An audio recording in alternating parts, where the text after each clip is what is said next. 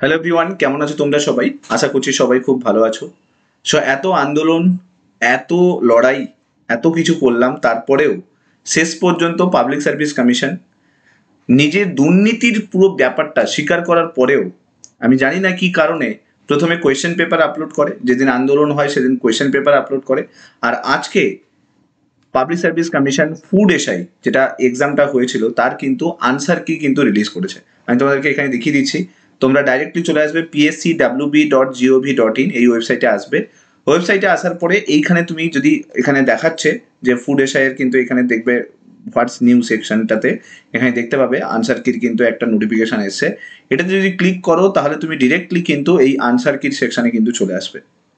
দেখো, আমি এটা বুঝতে পারছি না, জাস্ট মানে তুমি একটা কথা ভাবো যে একটা অর্গানাইজেশন যে স্বীকার করে যে ফুড এসআইতে দুর্নীতি হয়েছে, যে স্বীকার করে যে এই যে সমস্ত কিছু কিছু ডিস্ট্রিক্ট রয়েছে সেই সমস্ত ডিস্ট্রিক্টে কিন্তু অলরেডি কিন্তু অ্যারেস্টও হয়েছে, কিছু জনকে অ্যারেস্ট করা হয়েছে, তারপরেও উইদাউট এনি একটা নোটিফিকেশন, মানে একটা নোটিফিকেশনও রিলিজ করলো না যে এরকম একটা জায়গাতে দুর্নীতি হয়েছে বা এই এই ইনস্টিটিউশনে দুর্নীতি হয়েছে আর সেখানে আমরা স্টেপ নিচ্ছি, এসব কোনো কিছু ডিক্লারেশন ছাড়াই প্রথমে কোয়েশ্চেন পেপারকে আপলোড করলো, তারপরে কিন্তু এখন এর আনসার কি কিন্তু রিলিজ করছে।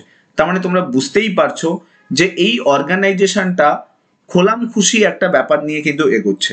ঠিক আছে, আমি জানি না এর পরবর্তীকালে সিচুয়েশন কি হবে। যদি পিএসসি মানে আমাদেরকে এটা বলেও ছিল যে 1 মান্থের মধ্যে ইনভেস্টিগেশন করে সমস্ত কিছু রিপ্লাই দেবে বা যা কিছু হোক নোটিফিকেশন কিন্তু দেবে, কিন্তু সেই নোটিফিকেশন দেওয়ার আগেই লিগালি কোয়েশ্চেন পেপারকে আপলোড করে দেওয়া হচ্ছে। আমার তাও মনে হচ্ছে ওই কোয়েশ্চেন পেপারগুলোও মনে হয় যেগুলো হচ্ছে তোমার করা হয়েছিল, লিক করা হয়েছিল, সেই কোয়েশ্চেন পেপারগুলোকে আপলোড করে দিয়েছে। মানে এতটা ইরেসপন্সিবল একটা অর্গানাইজেশন। ঠিক আছে, তারপরে আনসার কি আবার রিলিজ করেছে।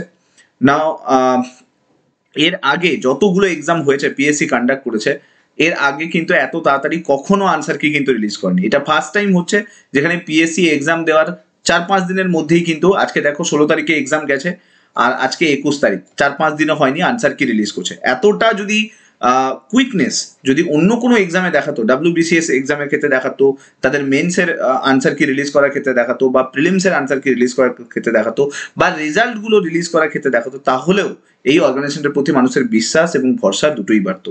কিন্তু এই অর্গানাইজেশন সমস্ত কিছু হয়ে যাওয়ার পরে, দুদিন ধরে আন্দোলন হলো, তারপরেও সমস্ত কিছু ডিটেলস নেওয়ার পরেও কিভাবে, কতটা ইরেসপন্সিবল হলে যে আনসার কি রিলিজ করে এবং কোয়েশ্চেন পেপারকে আপলোড করে, মানে কি প্রুভ করতে চাইছে আমি জানি না। যাই হোক, পরবর্তীকালে কি স্টেপ নেওয়া যায় বা কি হয় সেটা পরবর্তীকালে তোমাদের সঙ্গে ভিডিওতে আপলোড করব। বর্তমান সময়ে এটাই কিন্তু আপডেট যে এরা আনসার কি রিলিজ করেছে। জানি না কিভাবে এই প্রসেসগুলো কন্টিনিউ করতে পারে এরা, এই দুর্নীতিগুলোকে একসঙ্গে মেনে নিয়ে কিভাবে এগোতে পারে এত এভিডেন্স দেওয়ার পরেও। যাই হোক, এই ভিডিওটাকে শেয়ার করে দাও সমস্ত বন্ধুদের সঙ্গে, যাতে অনেক বেশি পিএসসির এগেনস্টে স্টেপ নেওয়া যায়, অনেক বেশি আন্দোলন করা যায়, অনেক বেশি লড়াই করা যায়। তাতে একটু জোটবদ্ধ হও সবাই মিলে, যাতে এই রিক্রুটমেন্টটাকে অ্যাটলিস্ট বন্ধ করা যায়। এই মুহূর্তে রিক্রুটমেন্টের যে পুরো সিস্টেমটাকে অ্যাটলিস্ট যাতে বাতিল করা যায়, এই এক্সামটাকে যাতে বাতিল করা যায়, নতুন করে যাতে রি এক্সাম নেয় তার ব্যবস্থা করা যায়।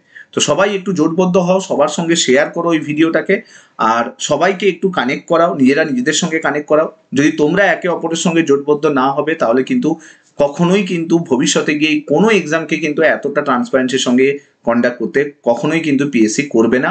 আর পরবর্তীকালে তোমাদেরই অসুবিধা হবে, কারণ সব জায়গাতে কিন্তু এই দুর্নীতির যে শিকড় সেটা কিন্তু চলে গেছে।